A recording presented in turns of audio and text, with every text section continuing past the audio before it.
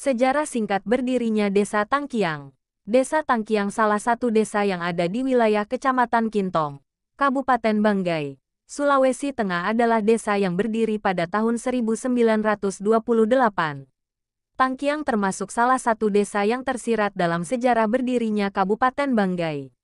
Mulanya, penduduk Tangkian adalah suku Saluan yang terpencar secara berkelompok mendiami daerah pegunungan. Terdiri dari etnik yang masing-masing bernama Tandayan atau Lawuak, yakni etnis Tangkiang, Bahanun atau etnis Kalolos, Pondauk yakni etnis Bolonuan, Pelaing atau Sinasaban yakni etnis Padang dan Tambakuku yakni etnis Manyula.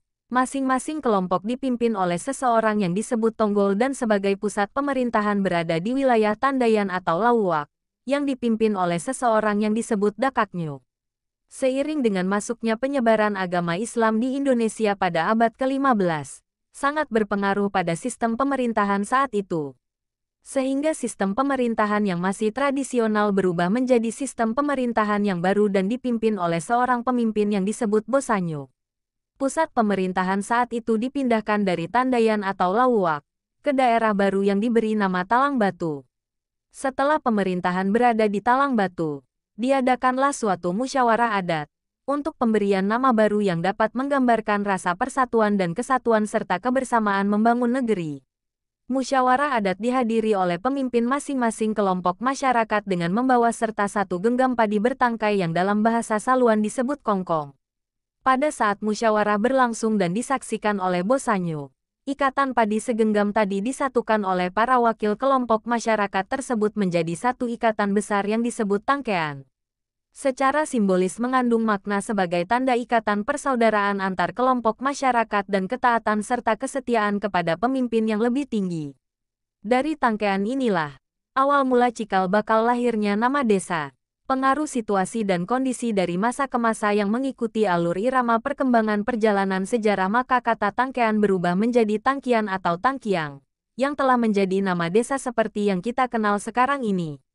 Pada zaman Belanda yakni tahun 1907, Desa Tangking pernah menjadi ibu kota dengan bentuk atau sistem pemerintahannya disebut distrik, yang secara paralel mewilayahi Bunta dan Tangkiang.